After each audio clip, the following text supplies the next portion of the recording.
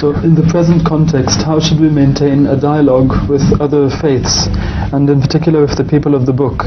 And what should we tell those Muslims who believe that all non-Muslims are condemned to hell in any case? Dialogue and relation. Yes, dialogue and relation. Nowhere in the Holy Quran we find a verse condemning all humans to damnation of hell. Nowhere. Even when the Holy Quran speaks of al-Majus, al-Mushrikeen, God says on the day of judgment He will decide what to do about them. The Holy Quran speaks of the ultimate compassion of God and the ultimate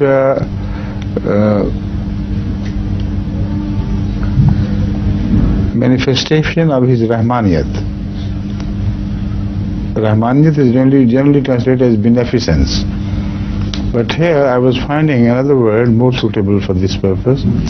Rahmaniyat in fact covers the forgiveness of all sins if Allah so desires.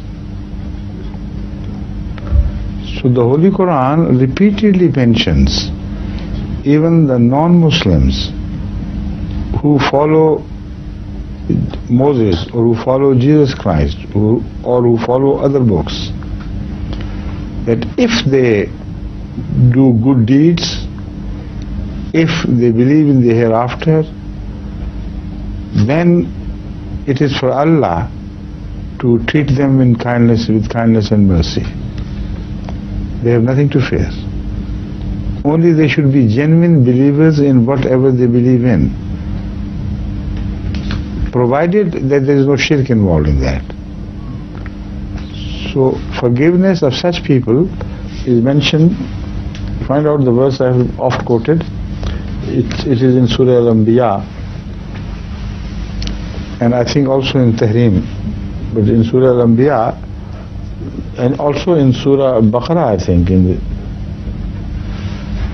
Surah Al-Baqarah as well. Inna allazina amanu wallazina hadu wan nasara was-sabiina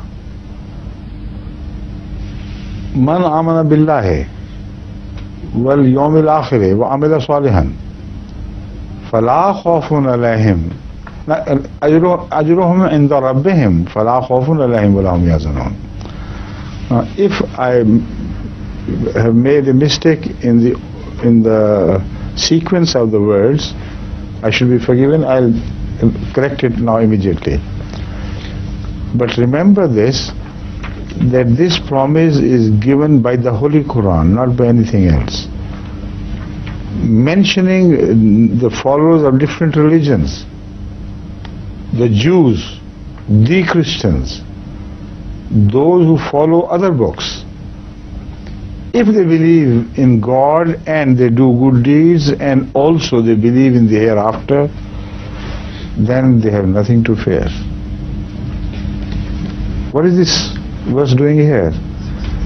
If every non-believer is condemned finally to death, to hell, so this concept of everyone who is non-Muslim will certainly go to hell is not the Quranic concept.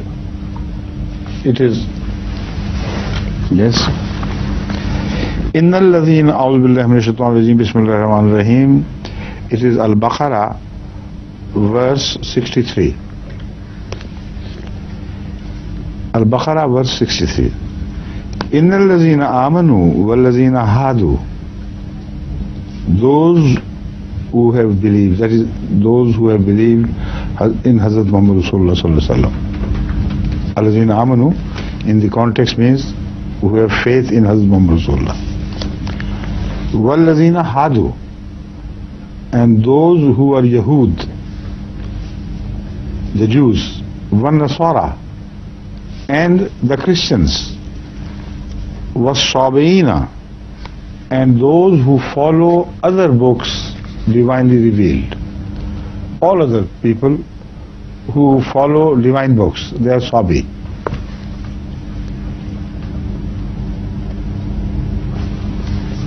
Man amana billahi wal yawmil akhir. I quoted correctly when I said it. Whoever among them believes in God and in the hereafter, wa amila salihan, and did good deeds, falahum ajruhum inda rabbihim, their reward is with their Lord. Wala khawfun alayhim wala hum yahzanun, they have nothing to fear, nothing to repent. So what is this verse? Can a Maulvi take it away? I don't know how they read the Quran. Of course their eyes are not blind, but according to the Quran, it is the hearts which are in the breasts which turn blind, not the eyes. Got it? But the time is over, so inshallah we are going to meet tomorrow, and we will again begin with the translation of the leftover part. لقد انتهى الوقت المحدد لهذه الحلقة. سأقدم لحضراتكم إن شاء الله ترجمة ما قاله حضرة أمير المؤمنين في نهاية هذه الحلقة غدا إن شاء الله. شكرا على حسن المتابعة، والسلام عليكم ورحمة الله وبركاته. جزاكم الله. السلام عليكم.